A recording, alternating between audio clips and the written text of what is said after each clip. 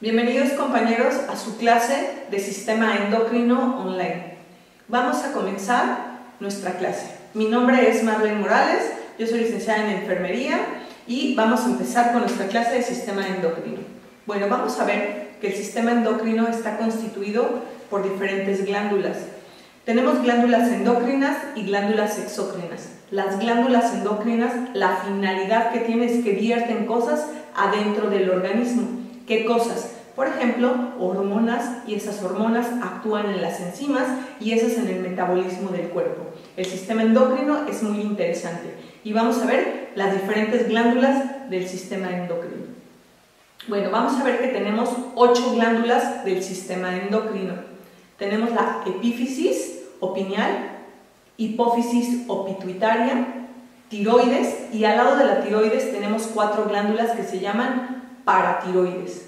Tenemos los islotes endocrinos del páncreas, que son los islotes de Langerhans. Solo el 2% del páncreas es endocrino, el resto es exocrino, pero lo veremos posteriormente en sistema digestivo.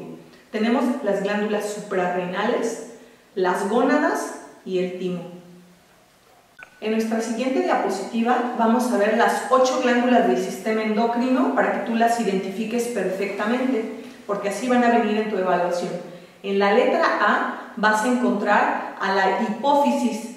La hipófisis se diferencia de la epífisis en que la hipófisis tiene dos áreas específicas: hipófisis anterior o lóbulos, hipófisis anterior e hipófisis posterior, adenohipófisis y neurohipófisis. Entonces, la letra A es la hipófisis. La letra B vas a tener a una glándula muy importante que es la tiroides. Y al lado, en colorcito verde, tienes a 4 glándulas que son indispensables, que son las paratiroides. Posteriormente vamos a ver cada función de las glándulas y las hormonas que vierten. En la letra C tenemos a las suprarrenales. En la letra D tenemos a los testículos. En la letra E tenemos a los ovarios. La letra F es el páncreas. Recuerda que el páncreas tiene funciones endocrinas y exócrinas. En la letra G tenemos una glándula muy importante que es el timo. Posteriormente, cuando hablemos del timo, vamos a hablar cosas muy específicas, pero recuerda que el timo se reabsorbe en las primeras etapas de la vida. Tú como adulto ya no tienes timo. Y en la letra H, por último, tenemos nuestra primer glándula, que es la pineal, epífisis o pineal. Bien, vamos a ver que el sistema endocrino está estrechamente relacionado con el sistema nervioso. ¿Por qué? Porque la glándula maestra se le considera a la hipófisis y la hipófisis se conecta con el hipotálamo. Por eso es que está estrechamente relacionado. Pero además, las hormonas que son vertidas por las glándulas nos intervienen en el comportamiento de nosotros como seres humanos. Algunos, por ejemplo, las mujeres somos circadianas. ¿Eso qué significa? Que algunas hormonas actúan en la mañana, otras hormonas actúan en la tarde, y por ejemplo nosotros tiene que ver mucho con el ciclo menstrual, que posteriormente vamos a hablar de ello. Las hormonas son secretadas por las glándulas endocrinas. Eso es muy importante que te quede claro. Influyen en los procesos metabólicos de nuestro cuerpo, inhiben o excitan enzimas, y su mecanismo de acción tiene que ver en todo nuestro organismo. Actúan sobre el desarrollo y la función de los tejidos. Bueno, empezaremos con nuestra primera glándula endocrina, solo por el orden que va céfalo-caudal. Nuestra primer glándula se conoce como epífisis o pineal. El nombre de pineal tiene que ver con el fisiólogo que la descubre y dice que tiene forma de piña. Y entonces es epífisis o pineal. Su función está relacionada con las gónadas. Además, sincroniza la liberación de melatonina. La melatonina es una hormona muy importante que está relacionada con las fases de luz-obscuridad, que se le conoce como el reloj biológico. Con la disminución de la luz, la glándula pineal produce melatonina, hormona inductora del sueño, y lo hace a partir de un neurotransmisor que es la serotonina. ¿Por qué esto es importante? sobre todo porque cuando tú duermes en un lugar donde hay muchísima luz, por supuesto no se va a poder activar la melatonina. Y entonces te preguntarás por qué no puedes dormir si estás con tu celular, si estás con la televisión, no sé, de 30 pulgadas, o mucha luz en el cuarto, o mucha luz por fuera de la habitación donde estás durmiendo. Entonces esta hormona no se produce y puede ser que te dé insomnio. Nuestra siguiente glándula se llama hipófisis o pituitaria. La gran mayoría de la bibliografía lo menciona como la glándula maestra, porque está conectada con un órgano muy importante del encéfalo, que es el hipotálamo. Pero además, la hipófisis lo que hace es vertir muchas hormonas que tienen que ver con nuestro comportamiento. Secreta hormonas que influyen en otras glándulas además.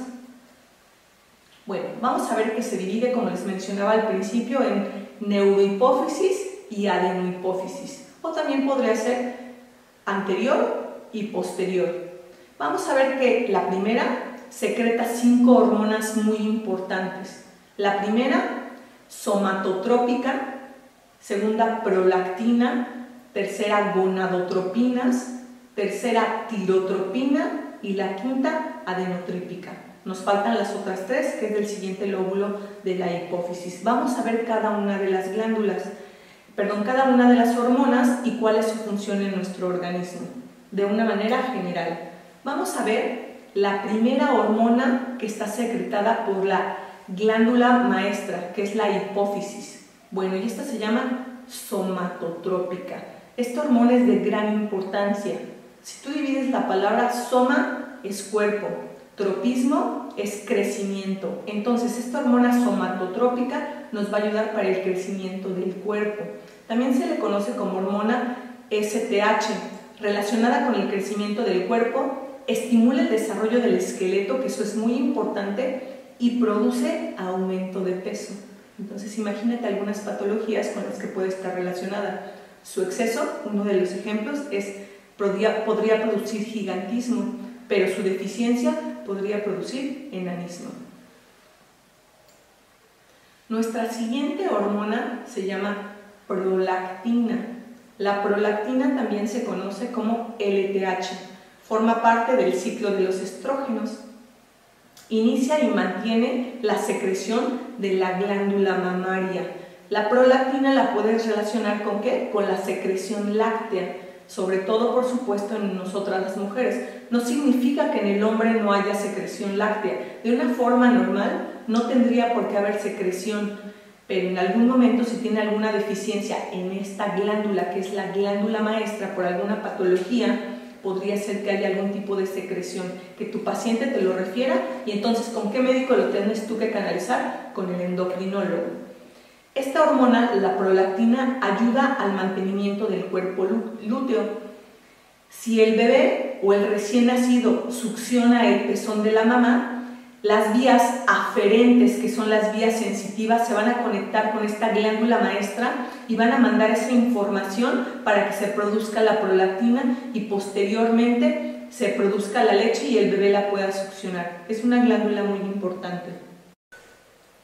¿Sabes qué son las gonadotropinas? Bueno, pues vamos a hablar que son hormonas que promueven la actividad de las gónadas. Las gónadas, que las vamos a ver en un ratito, van a ser testículos y ovarios, con las diferentes hormonas que se secretan ahí. Su importancia es en la conducta sexual. Induce al desarrollo del folículo, del ovario, y estimula el crecimiento de diferentes células y de hormonas. La LH es una de ellas, que va a regular los últimos estadios del folículo, la ovulación y la secreción de los estrógenos. Vamos a ver la tirotropina. Es otra hormona secretada por la hipófisis. Recuerda que en este momento estamos hablando de la hipófisis, esencial para el desarrollo normal de la glándula tiroides. Permite el buen desarrollo de las células tiroideas, producida por la pituitaria anterior. Una tirotropina baja nos va a producir hipertiroidismo, como consecuencia en el paciente de presión endógena. Hay dos tipos de depresión, la endógena y la exógena. La exógena es cuando el paciente sabe qué es lo que le está sucediendo, y en la endógena, por más que el paciente quiera encontrar una respuesta por lo cual se siente lábil emocionalmente, no lo va a poder hacer. Es decir, a ti como quiropísico puede ser que un paciente te llegue deprimido, pero el paciente no sepa por qué. Podría ser que esté mal de la glándula tiroides. Y también una tirotropina baja se va a presentar en las primeras etapas del embarazo. Una tirotropina alta nos va a producir hipotiroidismo, y en el paciente se va a manifestar como insensibilidad de la hipófisis, es decir, puede ser porque haya un tumor de la pituitaria anterior. Ahora vamos a pasar con otra de las hormonas. Esta se llama adenotrópica, o también la puedes encontrar como adenotrípica. Estimula una parte de la glándula suprarrenal y de la corteza. La glándula suprarrenal se divide en dos, en corteza y en médula. Contiene esteroides esenciales que tu cuerpo ya produce. ¿Para qué van a servir? Para el metabolismo de los carbohidratos o los hidratos de carbono y, por supuesto, las grasas. Posteriormente vamos a ver específicamente la glándula suprarrenal. Vamos a ver las siguientes tres hormonas que se producen en la segunda glándula, que es la hipófisis. Recuerda que ya vimos la primera glándula, que es la epífisis o pineal, y ahora vamos con la hipófisis o pituitaria. ¿Qué secretan las glándulas? Secretan hormonas. Entonces, bueno, ahora vamos a ver que tenemos a la antidiureica, a la oxitóxica u oxitocina y también a la vasopresina. Muy importantes también en nuestro cuerpo.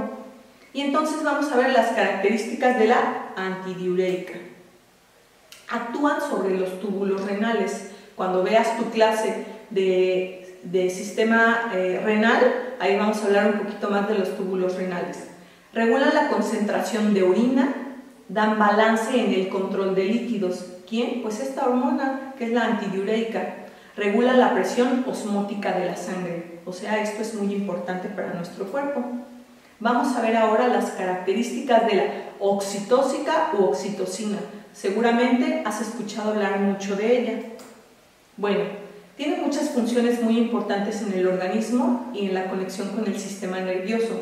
Es una hormona que actúa sobre el útero, que es un músculo que se encuentra en nosotras las mujeres, pero también, además de actuar en la contracción del útero, también en la contracción de las mamas. ¿Para qué? Para que salga la leche. ¿Con quién se va a conectar? Con otra hormona de la que ya habíamos hablado. Si lo recuerdas, es la prolactina. Produce contracciones uterinas, pero además, como ya les comenté, la secreción láctea. Y algo que es muy importante también es transporta el esperma al útero. Es decir, en las relaciones sexuales la oxitocina se eleva para que los espermatozoides lleguen de una forma más rápido a ser fecundados. En alguna bibliografía encontrarás que la oxitocina también se le conoce como la hormona del amor o la hormona del apego. Esta está en íntima relación con el contacto que tienes con la otra persona. Podrías secretarla a través de la saliva. Bien, nuestra siguiente hormona es la vasopresina. Y la vasopresina nos sirve o nos va a ayudar en la contracción de los capilares. Cuando veamos sistema circulatorio vamos a hablar un poco de los vasos sanguíneos. Tenemos venas, arterias y capilares. Entonces la vasopresina nos va a ayudar para la contracción de los capilares y elevar la presión sanguínea. Bien, ahora ya que pasamos con nuestras dos primeras glándulas, que fue la pineal y posteriormente la hipófisis, ahora vamos de nuestra tercera glándula, que es la glándula tiroides. Y bueno, la glándula tiroides es muy importante que sepas que tiene dos lóbulos, uno derecho y uno izquierdo. La bibliografía en cuanto a fisiología te va a decir que es como un racimo de uvas. Tú no puedes tocar cuando hagas la exploración física en un paciente la glándula tiroides a menos que esté crecida. De lo contrario, por más que quieras palparla, no lo vas a poder realizar. Formada, como te decía, por dos lóbulos situados al lado de la tráquea. regula diferentes aspectos del metabolismo, eso es muy importante, como la síntesis de proteínas y de los carbohidratos. Contiene una alta cantidad de iodina, por eso es que esta glándula es muy sensible. Secreta una hormona muy importante que se llama tiroxina. Su disminución te podría llevar a la deficiencia mental. Vamos a ver que la deficiencia produce una enfermedad que se llama mixedema, que es cuando disminuye el metabolismo, disminuye el pulso y puede ser que la persona esté hipoactiva. El exceso de esta hormona o de un mal funcionamiento de nuestra glándula tiroides te va a dar una gran sensibilidad a los cambios en el sistema nervioso. Vamos a ver que el paciente se va a sentir muy ansioso y va a estar hiperactivo emocionalmente. Al lado de nuestra glándula tiroides vamos a encontrar 4 glándulas que son muy importantes. ¿En qué? En su funcionamiento. Y estas glándulas se llaman paratiroides. Para es al lado, por eso se llaman paratiroides, porque están al lado de cada uno de los lóbulos de la tiroides, situados en la cercanía de la misma, o sea, de la glándula tiroides. Controlan los niveles de calcio y fósforo en la sangre, pero algo que es muy importante que hacen es movilizan el calcio a los huesos, regulan el nivel del calcio en el tejido nervioso y también en la sangre. Un nivel bajo de calcio va a producir convulsiones y un exceso provoca shock y alteraciones circulatorias. Imagínate la importancia de que tus glándulas paratiroides estén en óptimas condiciones.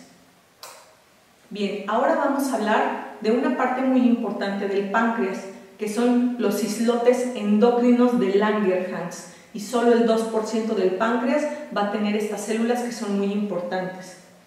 Bueno, pues como te decía, el 2% son secretoras y estas son los islotes de Langerhans. Es una glándula exócrina y una glándula endocrina. ¿Quién? El páncreas. En esta ocasión nos importa solo la parte endocrina. Vamos a ver que secretan 2 hormonas que son muy importantes, que seguramente has escuchado hablar de ellas. Una es la insulina, que te debe sonar, pero la otra, que también es muy importante y casi nadie habla de ello, es el glucagón. Y bueno, vamos a empezar a hablar sobre la insulina. ¿Cuál es la importancia de esta hormona? Entonces, que te quede claro que la hormona insulina es secretada ¿por quién? Por el páncreas. Bueno, la insulina baja los niveles de glucosa en sangre, actúa sobre la permeabilidad de la célula. ¿Te acuerdas cuando viste tu clase de anatomía y fisiología de célula? Dijimos que tenía una membrana, que es la membrana plasmática, y esa tiene una permeabilidad selectiva. Permite o da la oportunidad de que entre determinada cantidad de glucosa a la célula para que ésta se excite.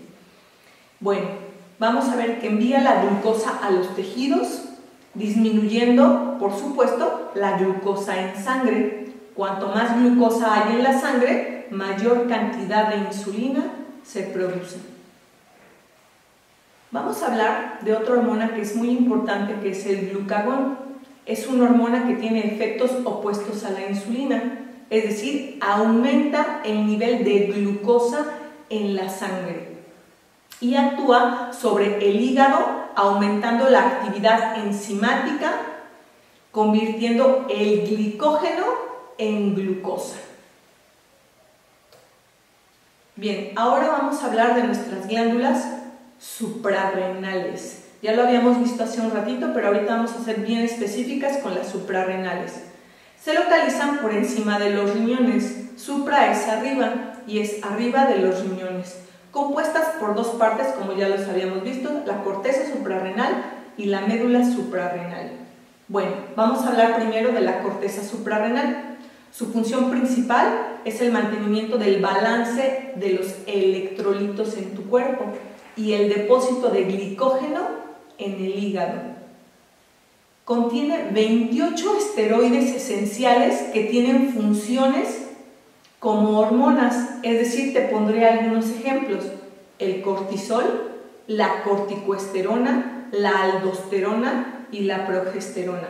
No es el momento de la clase, pero sería muy importante que te lo lleves de tarea. ¿Para qué nos sirve el cortisol? Se le conoce como la hormona del estrés. Y así cada una de ellas, qué es la corticosterona, qué es la aldosterona o qué son las progesteronas. Dentro de la médula suprarrenal vamos a ver que también secreta diferentes hormonas y seguramente también ya has escuchado hablar de ellas. Es la epinefrina o adrenalina y norepinefrina o noradrenalina. Estas, fuera del sistema nervioso, se conocen como hormonas. Dentro del sistema nervioso son neurotransmisores, que posteriormente vamos a hablar de ellos en la clase de sistema nervioso. Bueno, ahora sí llegamos a las características de las gónadas. Y como lo veíamos hace un ratito, las gónadas son los testículos y los ovarios. Testículos en los hombres, ovarios en las mujeres. Son glándulas sexuales encontradas, como lo vimos hace un ratito, en hombres y mujeres. Se clasifican en tres tipos: andrógenos, estrógenos y progestinas.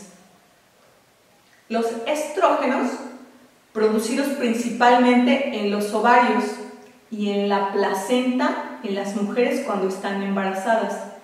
La importancia de los estrógenos es fundamental porque inician y mantienen las características sexuales secundarias en las mujeres. Los andrógenos solo están presentes en los hombres, producidos en los testículos. ¿Qué son los andrógenos? Son hormonas, recuérdalo. Inician y mantienen las características sexuales secundarias en el hombre. A lo mejor en algún momento vas a leer en alguna literatura que una mujer tiene características androgénicas. ¿A qué se refiere? A que tiene más características corporales de un hombre. Por eso se llama androgénicas. Todo lo andrógeno corresponde al hombre. Bien, progestinas. Las progestinas están producidas principalmente en el cuerpo lúteo del ovario y también en la placenta.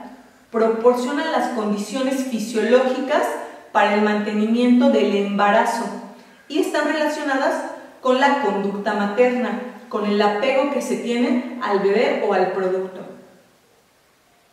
Bueno, ahora vamos a hablar de una glándula muy importante, que es la última de la que vamos a hablar el día de hoy, que es el timo. Vas a encontrar mucha literatura con información, alguna que no es real y otra que sí es real con respecto al timo. El timo es una glándula que se va a retraer en las primeras etapas de la vida. Alguna información que es errónea te va a decir que en el timo se encuentran las emociones y en realidad no es así. Las emociones las vamos a encontrar en otra área de nuestro sistema nervioso. Es importante que te lo aclare porque hay diferente bibliografía que te habla sobre características del timo. Su importancia se presenta durante las primeras etapas de la vida porque forma parte de la inmunidad, porque ahí se maduran los linfocitos T. Entonces el timo, además de ser parte del sistema endocrino, también forma parte del sistema inmunológico, pero también forma parte del sistema linfático. O sea, ve la importancia del timo en las primeras etapas de la vida. Bien, está formado también por una corteza y una médula. Se da un proceso de aprendizaje de los linfocitos para que reconozcan las células en el organismo. Estos van a ser liberados al torrente sanguíneo, llegando finalmente a los ganglios linfáticos, al vaso, a las amígdalas y a las placas de Peyer. ¿Y esto de quién forma parte? Del sistema inmunológico, que posteriormente lo vamos a ver, y también de nuestro sistema linfático.